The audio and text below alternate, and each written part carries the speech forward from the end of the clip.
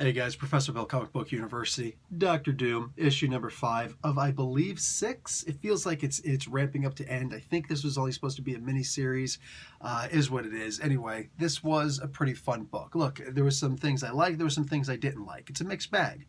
It's a mixed book. It is what it is. I really do love the cover. I don't think anybody's going to argue with that. That's gorgeous. Let's get talking about who made the book, and then we'll delve a little bit more into the book itself. Some things I liked and some of the things I didn't. This is called Dr. Victor for Cena and the Monster. Weird title, but pretty cool for a European motif. Writer Christopher Cantwell, artist Salvador LaRocca, color art by Guru-eFX. I still don't know how to pronounce that name. Letters, VC's Corey Petit, cover Tom Coker and Michael Garland, and the variant covers by Belen Ortega and Paul Mounts. Carlos Lau does the graphic design, and Dr. Doom was created by Stan Lee, Jack freaking Kirby, baby. So anyway, there were some cool parts in here, man. There were some very funny parts in here. You know, the whole Hoxpox, Dawn of X, the House of X, Powers of 10 books, where a lot of people didn't like those versions of Mr. Sinister, where he was just really silly and assassinating himself and stuff. Like, it was a bit too much. And I personally am not a fan of the silly either. You know, the Liam Neeson type story. I really just don't dig those kinds of movies or that kind of action in the comic book for the most part. Jamie Matrix is about as far as I'll go, and even then, that can get a little too silly too.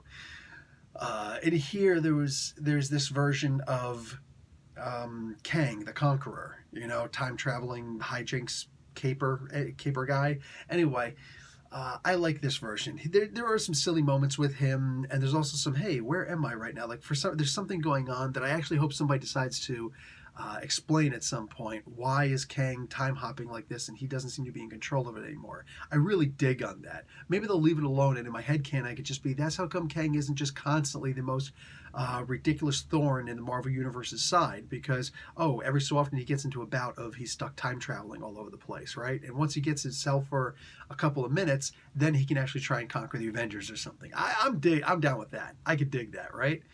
Anyhow, in this particular case, yeah, he makes a couple funny moments, like, oh, I just came from the year 2099. Really weird place. Like, you know, like, definitely in the future, but seems somehow dated.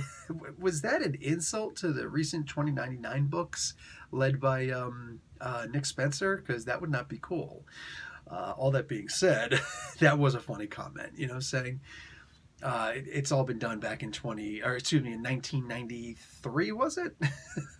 So, yeah, this had some couple of funny moments in here. A returning joke happened. I dig on that. And also involving Kang. Go figure. Kang is the comic relief. I definitely didn't expect that.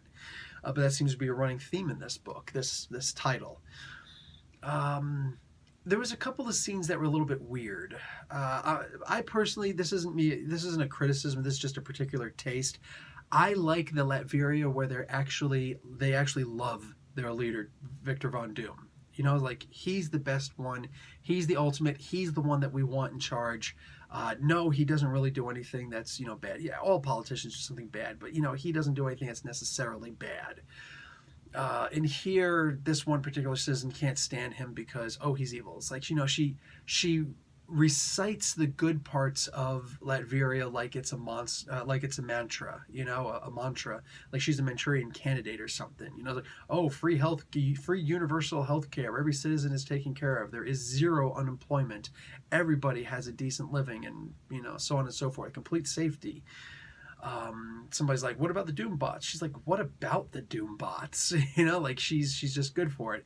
And then when it's like, you know, you don't have any problem with the guy in charge, she just recites, you know, there's a rule against speaking out against the leader of the country. Sedition of the state is punishable by rendition and imprisonment, which is something else, you know. And Victor here is very unstable. I understand the circumstances of the situation, and he is only human, but he is also Victor Von Doom. So I'm freaking out at the end, you know, the whole thing about her dad and whatnot. I think that was a bit much. But I think there was a couple things that was a bit much. Listen, I talked about Silver Sable not being nearly as powerful as they're making her in this. I'm surprised she doesn't just pick up and start, like, sprout wings out of her butt and start flying. I mean, she is seriously a bit OP in here, and I don't need Silver Sable to be OP. You want to make a good Silver Sable, Just make her the sneaky one who's always getting through on something. Yeah, she can fight normal people and even some superpowered people, but being able to judo flip Adam Brashear, the Blue Marvel, is a bit of a reach for me. I was not feeling that at all, not remotely. There was a bit of a bar fight, and here's where there's a major criticism of both the writing and the art. They both suffer in this particular regard.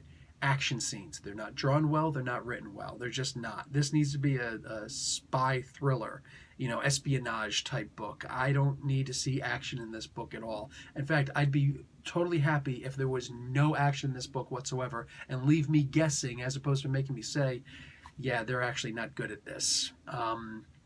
Some jerk comes up to Silver Sable and Victorious and it's like, hey, let me buy you ladies a round of drinks. No, we're not interested. Look, in a civilized world, that's the end of it. You bring your drunk ass someplace else, right? He didn't because he's drunk. That's no excuse for him, but he doesn't deserve to have his face burned off, and that was just a bit much. And the thing is that the art was so bad that I couldn't even tell that she actually touched his face. I thought it was more of a threat than anything else. And later you actually see him laying there, no or groaning or anything like that. Just, hey, look, my face is, smoke is coming off my face as I'm holding it with this, with my hand. Are you kidding me right now? The whole thing is just weird. The action isn't drawn well.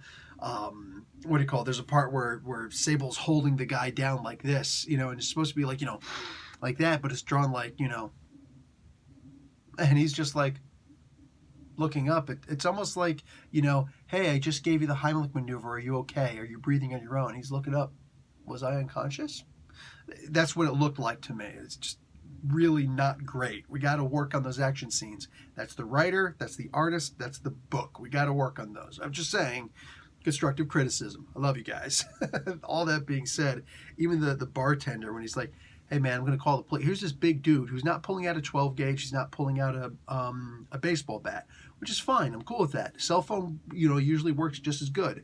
But he's not even sitting there like, hey, I'm going to call something. And you see like, whatever. There's the 911. It's just waiting to be pushed. No, instead, there's his regular screen with all the apps showing. I think I saw a Pornhub app in there. That was weird. I'm joking, but he's just sitting there he's like limp-wristed like this, and he's just like, like he's displaying the phone as opposed to ready to push a button. Dude, there should be a sense of urgency in this. And he's just like, with his bar towel in this hand leaning forward, he's like, hey, if you ladies don't, knock this stuff off, I'm going to call the police. And what, serve me a tray full of pancakes? No, dude, hold it the right way. Hold it like you're actually ready to push the final button. There's just a couple weird things in here. All in all, like I said, I really did like the book, but focusing on those things that I didn't like too much, again, the Doctor Doom and Latveria situation with the citizens, that's just a personal taste. That's just my cup of tea. Dude, tea can be substituted all day long. If the writer believes that no, Latveria is actually a place where the people are afraid of Doom or somewhere in between, that's just the writer's prerogative. The other complaints I made, much more valid in the sense of things actually need to be picked up. Things actually need to be changed. I don't see any reason for Blue Marvel to be in here. This dude does not need to be treated like a Doomsday or a Sabretooth or a Juggernaut or a Taskmaster or all the other characters who are being punked just to show how tough somebody else is. You do not punk out Blue Marvel to show how tough the Silver freaking Sable is. I'm sorry. That is simply not in the cards. You fail. Return to go. Do not collect $200. Anyway, guys, this was fun. I did still enjoy the book. The ending is a little bit, I'm saying? It's like Doom had his armor. Now he's got a new kind of armor, and there's a big letter D written in there just to make sure it's understood. I'm saying that, this is Doom, but he got this from 200 years in the future. I don't know what the heck is going on, man. It might not even be tested. But he put it on real quick, though. He was like, I'm Doom again. I'm going to jack you all up. What? You had your armor. You voluntarily gave up your armor and now you're just like, you got armor again. I don't understand how he's all like, I'm kicking everybody's butt now. You got an untested suit, bruh. I don't know how to help you, but you need help. All of that being said, guys, for the sake of conversation, please consider checking an ad if it does show up at the end of this video, only because it's the only way that I and all YouTube creators get paid. That being said, check out some of the other videos up here. I got plenty of them. And love you guys, and I'll see you in the future. Professor Bill, Comic Book University. Class dismissed.